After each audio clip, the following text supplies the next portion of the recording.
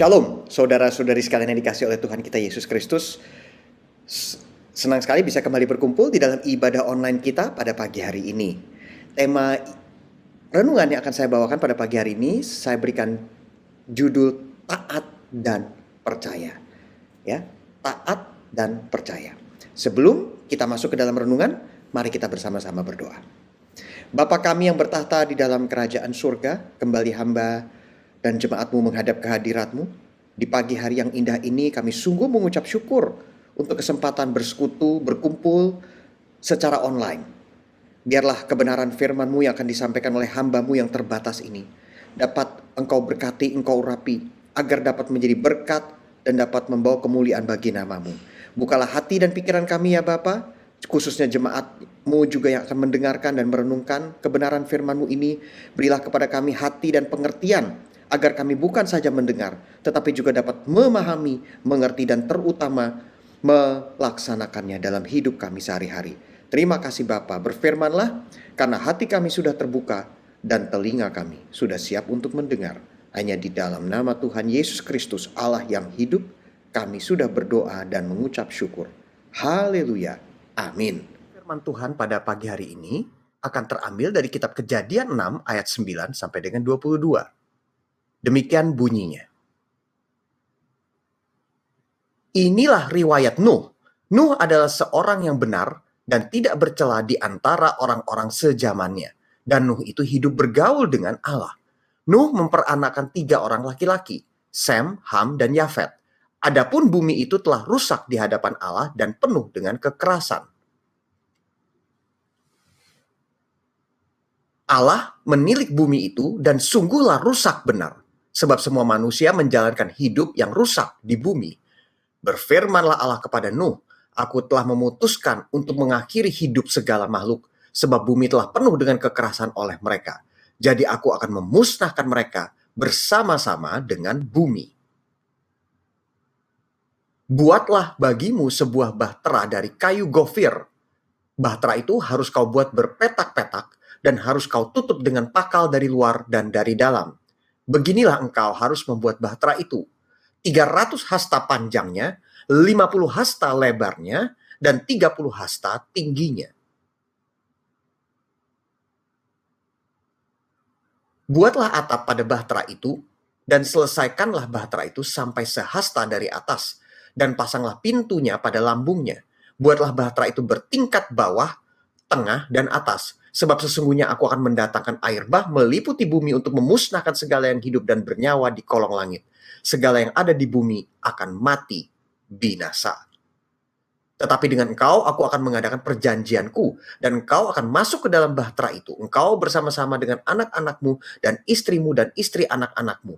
Dan dari segala yang hidup, dari segala makhluk, dari semuanya haruslah engkau bawa satu pasang ke dalam bahtera itu, supaya terpelihara hidupnya bersama-sama dengan engkau. Jantan dan betina harus kau bawa.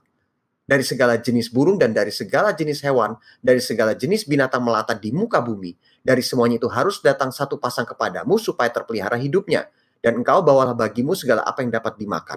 Kumpulkanlah itu padamu untuk menjadi makanan bagimu dan bagi mereka. Lalu Nuh melakukan semuanya itu tepat seperti yang diperintahkan Allah kepadanya. Demikianlah dilakukannya. Amin. Saudara-saudari sekalian yang dikasihi oleh Tuhan kita Yesus Kristus, Alkisah ada 3 orang tentara sedang berdiri di geladak sebuah kapal induk, kapal perang ya. Nah tiba-tiba komandan mereka berteriak, tiarap, tiarap. Pada saat itu juga 2 dari mereka langsung tiarap di tempat.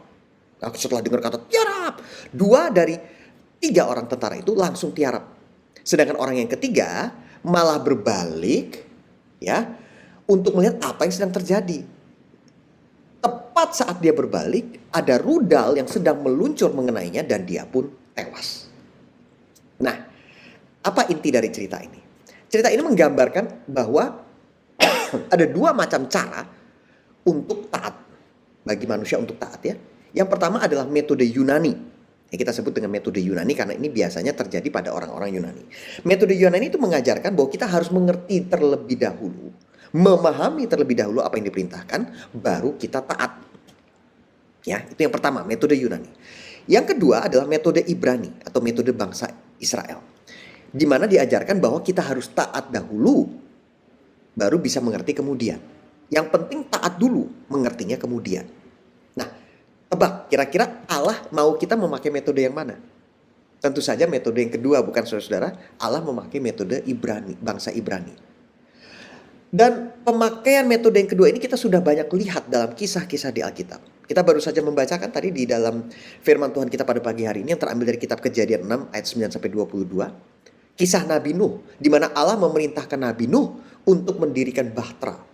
Dan Nabi Nuh, saudara-saudara, langsung melaksanakan perintah Allah tersebut tanpa bertanya babi bu, berpanjang lebarnya, tanpa bertanya kenapa kok Allah memerintahkan hal tersebut. Padahal gak ada hujan, gak ada petir, gak ada badai. Tiba-tiba disuruh bikin bahtera besar, disuruh mengumpulkan binatang satu pasang dari setiap jenis, ya.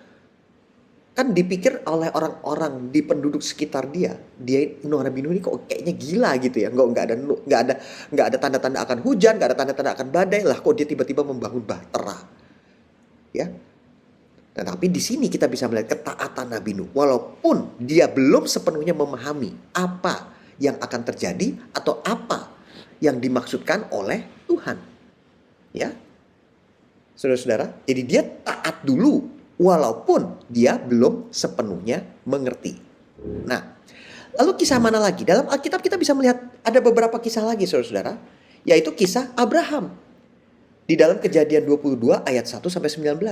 Di mana Allah menyuruh Abraham meninggalkan tanah kelahirannya dan mempersembahkan satu-satunya anak yang dia miliki. Anak laki-laki Ishak untuk dipersembahkan kepada Tuhan. Untuk dibunuh dan dijadikan korban. Abraham taat, walaupun dia sangat sedih dan dia tidak bisa memahami apa yang menjadi dasar perintah Allah tersebut. Ini menjadi dasar penulisan kitab suci agar setiap orang itu menjadi percaya terlebih dahulu, taat kepada Allah terlebih dahulu, baru kemudian bisa mengerti sebabnya di lain kesempatan. Ya, dalam kisah Ayub 1 ayat 1-22. Kita bisa lihat bahwa Allah membiarkan pencobaan dari iblis mendatangi Ayub. Tetapi kita semua tahu bahwa Ayub bertahan sampai akhir. Walaupun dia sudah didera dengan berbagai macam pergumulan dan pencobaan yang begitu berat. Tetapi sampai tahap akhir dia tidak pernah berdosa. Dan dia bahkan lulus dari semua pencobaan yang dia alami. Pendekatan Ibrani yang menekankan ketaatan terlebih dahulu. Itu menandakan hubungan yang sangat dekat, saudara-saudara, antara pemberi perintah dan pelaksananya. Yesus menekankan hal-hal ini ketika dia berkata, saudara-saudaraku? Dalam Yohanes 10 ayat 27 dikatakan, domba-dombaku mendengarkan suaraku dan aku mengenal mereka dan mereka mengikut aku. Ya, saudara-saudara, Yohanes 10 ayat 27. Domba-dombaku mendengarkan suaraku dan aku mengenal mereka dan mereka mengikuti aku. Seekor domba, saudara-saudara, itu tidak akan mengikuti orang asing karena mereka tidak akan mengenali suaranya. Ya. Nah, saudara-saudara, sebagai ilustrasi lain, anak-anak saya di sekolah waktu mereka SD, ya, itu mereka diharuskan untuk menghafal 5 hal tentang ketaatan. Yang pertama, melakukan perintah dengan segera. Ya, melakukan perintah dengan segera. Yang kedua, mematuhi perintah dengan senang hati. Mematuhi perintah dengan senang hati. Yang ketiga, tidak mengeluh. Ya, tidak mengeluh, saudara-saudara. Dan yang keempat, mengerjakan dan menyelesaikan tugas sampai selesai. Dan yang terakhir, yang kelima, melakukan lebih baik dari yang diharapkan. Ya. Ya, jadi di sini kita bisa lihat bahwa kepada anak-anak kita pun, ya, mereka harus wajib menekankan nilai-nilai ketaatan, ya, untuk taat terlebih dahulu dari orang yang dipercaya, dari orang yang bisa dia jadikan contoh dalam kehidupannya. Nah, saudara-saudara sekalian yang dikasih oleh Tuhan kita Yesus Kristus, kita sekarang jadinya sudah belajar ya tentang ketaatan yang benar. Dalam arti kita melakukan perintah dengan segera. Meskipun kadang-kadang kita belum tahu alasan dibalik apa yang kita diperintahkan untuk laksanakan itu. Mengapa kita harus melakukan hal tersebut? Seperti Abraham yang diperintahkan oleh Tuhan untuk keluar dari tempat tinggalnya, di mana dia sudah tinggal dengan nyaman, di mana dia sudah membangun keluarganya. Dan Tuhan tidak memberitahu kemana dia harus pergi. Tetapi Abraham taat melakukan perintah Tuhan walaupun dia tidak tahu tempat yang dia tuju. Nah saudara-saudara, pertanyaannya sekarang adalah, mengapa Nabi Nuh, Abraham dan Ayub bisa memiliki kekuatan untuk bisa taat dengan begitu luar biasa? Jawabannya saudara-saudara adalah kasih sejati. Kasih sejatilah yang menjadi motivasi utama ketaatan mereka. Kasih sejati harus menjadi motivasi ketaatan. Kasih itu tidak tergantung pada sikap atau upah dari pihak yang ditaati. Tuhan Yesus menunjukkan kasihnya dengan cara turun ke dunia untuk menjadi manusia dan menebus dosa semua orang lewat karya penyalipannya di kayu salib. Bahkan dia taat sampai mati di atas kayu salib. Mari kita bersama-sama membaca ya dari kitab Filipi 2 ayat 5 sampai dengan 11. Kitab Filipi 2 ayat 5 sampai dengan 11. Demikian bunyinya. Hendaklah kamu dalam hidupmu bersama menaruh pikiran dan perasaan yang terdapat juga dalam Kristus Yesus, yang walaupun dalam rupa Allah tidak menganggap kesetaraan dengan Allah itu sebagai milik yang harus dipertahankan, melainkan telah mengosongkan dirinya sendiri dan mengambil rupa seorang hamba dan menjadi sama dengan manusia. Dan dalam ketaatan sebagai manusia, ia telah merendahkan dirinya dan taat sampai mati, bahkan sampai mati di kayu salib. Itulah sebabnya Allah sangat meninggikan dia dan mengaruniakan kepadanya nama di atas segala nama, supaya dalam nama Yesus bertekuk lutut segala yang ada di langit dan yang ada di atas bumi dan yang ada di bawah bumi, dan segala lidah mengaku Yesus Kristus adalah Tuhan bagi kemuliaan Allah Bapa. Ya. Tuhan Yesus saja sudah memberikan teladan kepada kita. Ya, di dalam kitab Filipi 2 ayat 5 sampai 11 ini dikatakan apa? Hendaklah kamu dalam hidupmu bersama menaruh pikiran dan perasaan yang terdapat juga dalam Kristus Yesus. Artinya kita mencontoh dia. Mencontoh Kristus Yesus. Yang walaupun dalam rupa Allah tidak menganggap kesetaraan dengan Allah sebagai milik yang harus dipertahankan. Dia mengambil rupa seorang hamba, mengosongkan dirinya. Dan dia taat sampai mati. Dia taat sampai mati. Inilah contoh luar biasa yang sudah diberikan Tuhan Yesus untuk dapat kita taati dalam hidup kita. Saudara-saudara sekalian, salah satu hambatan utama dalam ketaatan itu adalah rasa takut, bukan? Kadang-kadang kita mungkin seperti Abraham atau seperti Nabi Nuh. Kita disuruh melakukan sesuatu. Nabi Nuh disuruh membuat bahtera. Abraham disuruh meninggalkan kota kelahirannya. Mungkin mereka kan ada rasa takut dalam hatinya. Nabi Nuh takut dipanggil menjadi seperti orang gila oleh lingkungannya.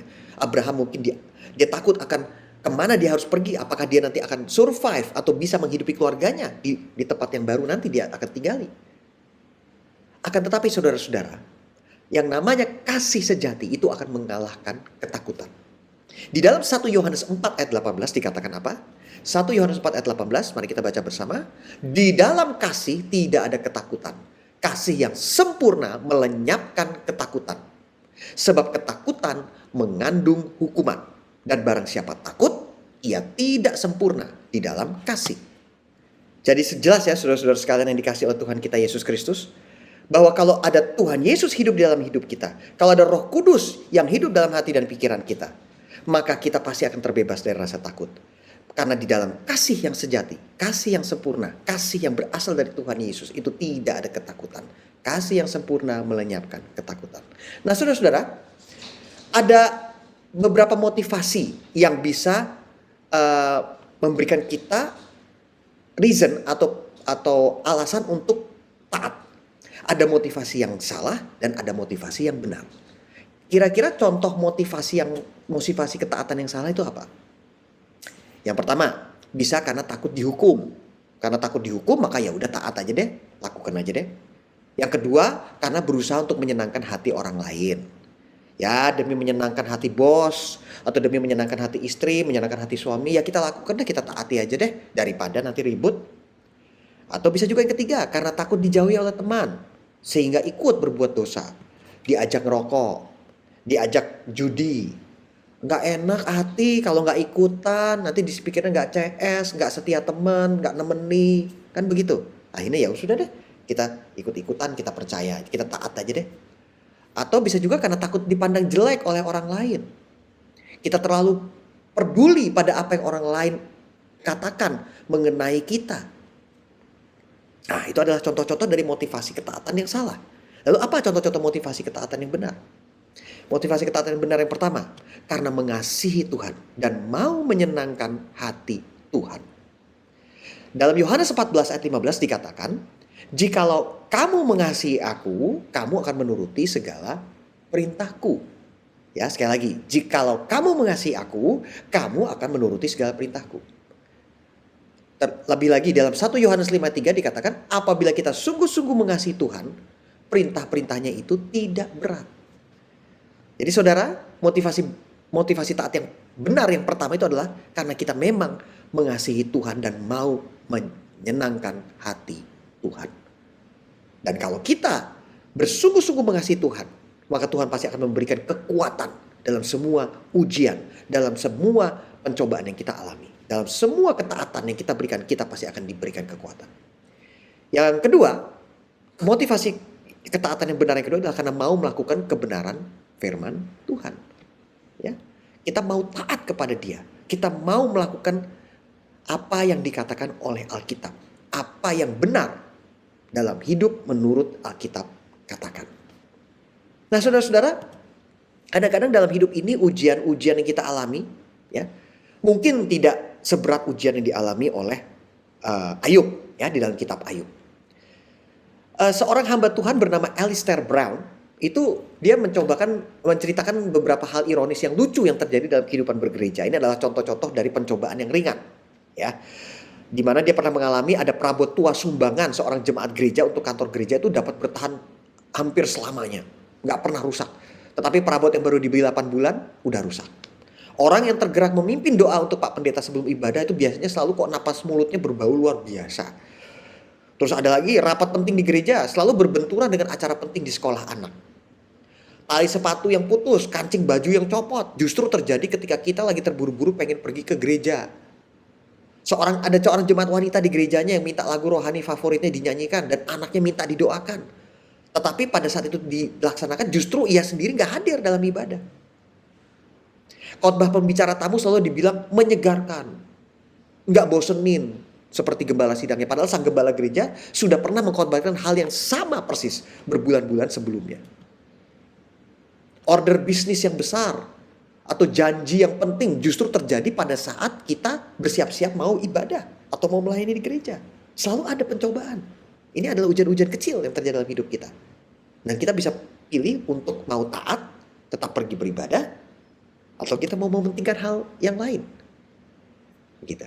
Nah, saya yakin saudara-saudara semua di gereja ini bisa meneruskan kisah-kisah ironis lucu ini sesuai dengan pengalaman kita masing-masing. Memang dalam hidup ini banyak sekali hal-hal yang tidak bisa kita prediksi, bukan? Nah, itu tadi adalah contoh pencobaan-pencobaan yang kecil. Pencobaan-pencobaan yang cukup berat. Ada kaitannya misalnya dengan sakit penyakit. Ya. Dalam keluarga saya belakangan ini juga saya sudah mengalami begitu banyak hal yang berkaitan dengan sakit penyakit. Orang tua, ya, yang terkena penyakit yang cukup berat, ya. Ataupun juga mungkin misalnya bencana alam.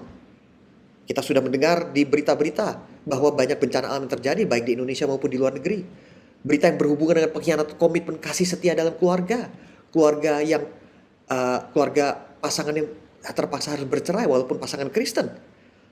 Ya, pasangan hidup yang kedapatan selingkuh, saudara dekat atau bahkan anggota keluarga inti yang meninggal secara tiba-tiba dan lain-lainnya. Secara manusiawi itu mungkin terasa sangat berat untuk ditanggung dan dunia serasa teruntuh di sekeliling kita. Tetapi bagaimanapun juga kenyataan yang mengejutkan itu harus kita hadapi, bukan? Life goes on. Jangan panik, tetap tenang, percaya dan taat. Hadapilah bersama-sama dengan Tuhan. Nah, saudara-saudara, sebagai penutup saya akan memberikan sebuah kisah, ya, ilustrasi mengenai orang petani sederhana yang hidup bersama dengan satu-satunya anak laki-laki dan seekor kuda yang membantunya bekerja. Ya, Petani sederhana punya satu anak laki-laki dan punya satu ekor kuda yang membantunya bekerja. Suatu hari diberitahukan kepadanya bahwa kuda satu-satunya yang ia miliki ini hilang masuk ke hutan. Tentu ia sedih. Namun ia berkata, nasib baik, nasib buruk, siapa tahu. Sebulan kemudian kudanya itu kembali dengan membawa serombongan kuda-kuda liar.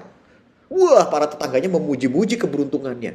Apa yang dahulu dianggap musibah kini menjadi berkah. Namun petani itu hanya berkata, nasib baik, nasib buruk, siapa tahu. Saat ingin menjinakkan kuda-kuda liar tersebut, anaknya jatuh malah dari kuda dan kakinya patah. Para tetangga bergunjing. Apa yang dulu dianggap berkah, dapat ketambahan banyak kuda, sekarang ternyata menjadi malapetaka. Anaknya malah jatuh dari kuda-kuda liar tersebut. Si petani dengan tabah berkata lagi, nasib baik, nasib buruk, siapa tahu. Tak lama kemudian ada perang meletus di desanya. Tentara masuk ke desa-desa meminta agar semua pemuda sehat dan bisa bertempur harus ikut berperang. Wajib militer ya. Nah, anak sang petani itu terpaksa ditinggal karena cacat, kakinya patah, gak bisa jalan, gak bisa lari dia. Para tetangga lalu mengatakan lagi betapa beruntungnya nasib dia. Sang petani hanya berkata lagi, nasib baik, nasib buruk, siapa tahu. Ya, saudara. Jadi kadang-kadang hal yang buruk terjadi dalam hidup kita, itu ternyata malah membawa kebaikan. Firman Tuhan berkata di dalam Yesaya 30 ayat 15, dengan bertobat dan tinggal diam, kamu akan diselamatkan. Dalam tinggal tenang dan percaya terletak kekuatanmu. Karena itu saudara-saudara tetaplah tenang dan percaya. Tetap percaya dan taat dalam menanggapi apapun kenyataan yang menyapa hidup kita.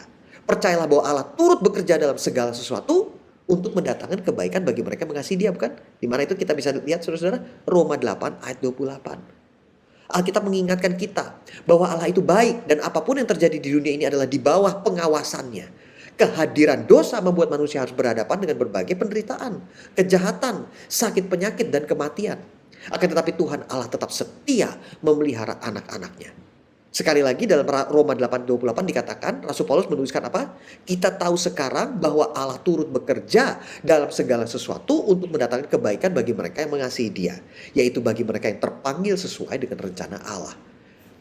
Allah turut bekerja. Itu artinya apa? Dia menambahkan kuasa dan kasih-Nya.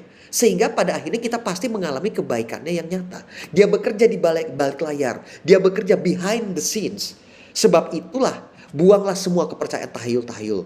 Setialah, percaya, taat, beriman kepada Bapa kita yang di sorga. Salah satu faktor yang sangat penting pada saat Tuhan Yesus menang, saat menghadapi pencobaan-pencobaan yang maha berat adalah karena Yesus hidup dalam ketaatan. Yesus meletakkan dasar ukuran hidupnya hanya pada firman dan kebenaran firman Tuhan. Yesus melawannya dalam roh dan kebenaran firman Tuhan. Amin. Selamat menjalani hidup yang percaya, selamat menjalani hidup yang dipenuhi dengan ketaatan, dan percaya bahwa apapun yang terjadi dalam hidup kita, Tuhan Yesus turut bekerja dalam segala sesuatu untuk mendatangkan kebaikan bagi kita yang mengasihi Dia. Selamat hari Minggu, Tuhan Yesus memberkati.